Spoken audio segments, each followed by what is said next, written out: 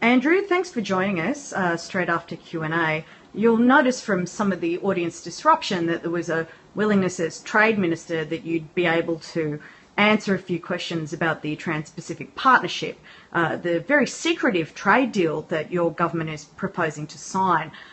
There were activists in the crowd who kicked up a fuss about the TPP, believing that it would lead to a loss of sovereign rights. Thank you very much for joining us. I have a question about the Trans-Pacific Partnership.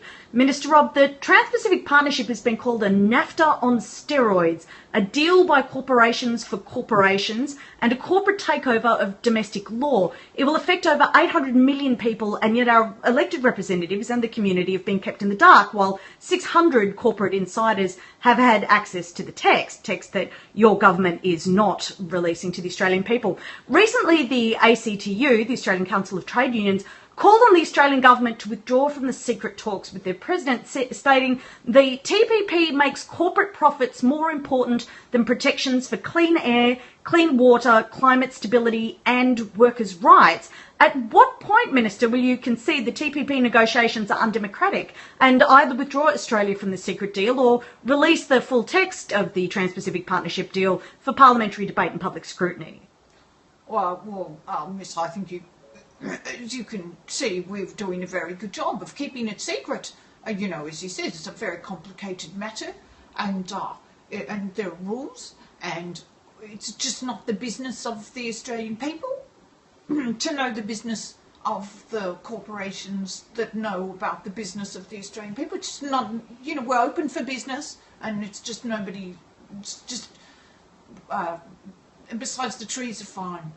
There's just no problem with trees. You raise an important point, Minister. I mean, the Trans-Pacific Partnership is a deal that allows corporate rights to triumph over sovereign rights. There are some fairly serious concerns from the electorate about overriding environmental protections. We're seeing a situation in the state of New South Wales at the moment when the entire town of Bulga is being forcibly relocated because of mining exploration, and the ground literally underneath their feet is being dug up. What do you say, Minister, to people who are trying to preserve their communities and preserve their environment rights that are potentially being sold out by the very provisions of the TPP that your government is trying to push through? It's very important to continue with the economy, to keep things well oiled. People need, they need to move every now and again. It's not a big problem. An entire village is being forced to move because of mining exploration. Yeah, wow. It must be a very good mine. I think that's a very good indication that there is going to be a lot of profit. I think that's the case. But what about the sovereign rights of the Australian people? I mean, surely your government has a greater responsibility to the people who elected you than to corporations, international corporations who are seeking to maximise their profits.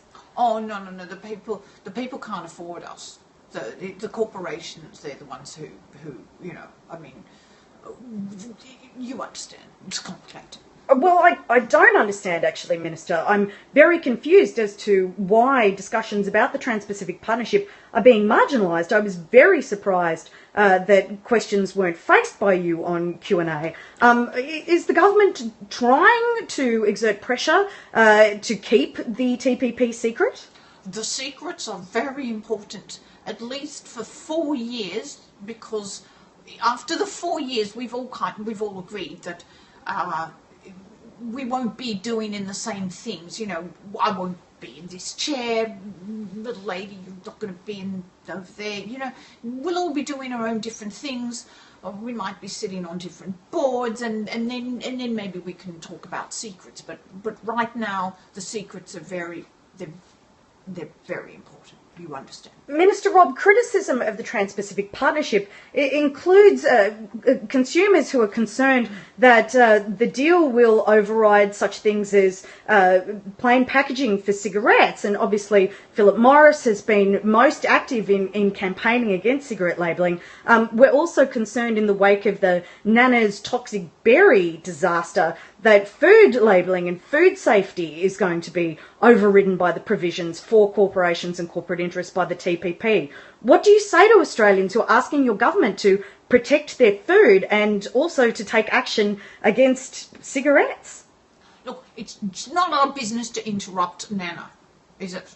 And if Nana wants to have her cigarettes in her favourite packaging and she wants to make her favourite berry pie, I just, little lady, I just don't see the problem here.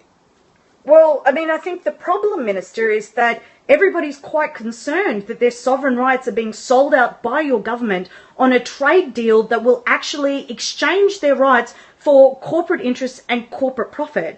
I keep repeating this point. What are you not getting about the concerns of the Australian people? Well, we're not concerned about. Our job is to keep, the well-oiled growth in certain sectors and the finance sector, and that's what's most, that's what we're here for. So, little lady, I think you need to talk to the finance sector. I think that's possibly the problem here. Why would I be talking to the finance sector if we're more concerned about the rights of the people? Are Australians actually losing their democratic rights and the principles that they elect governments to govern with by you signing the Trans-Pacific Partnership?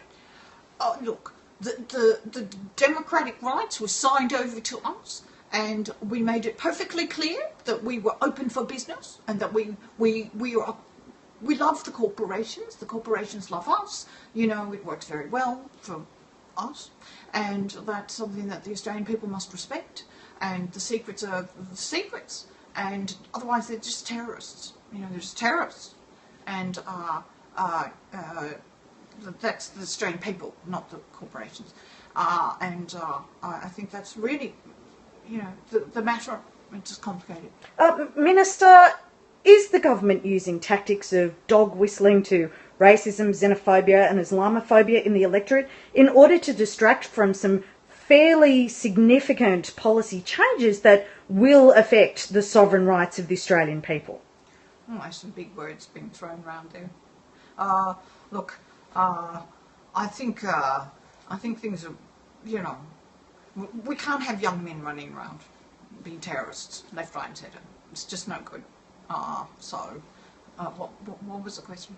Is exchanging environmental protection for greater corporate rights not an act of, at least ideological extremism? Is it not a greater threat to the community to sell out their environmental rights in these climate change affected times?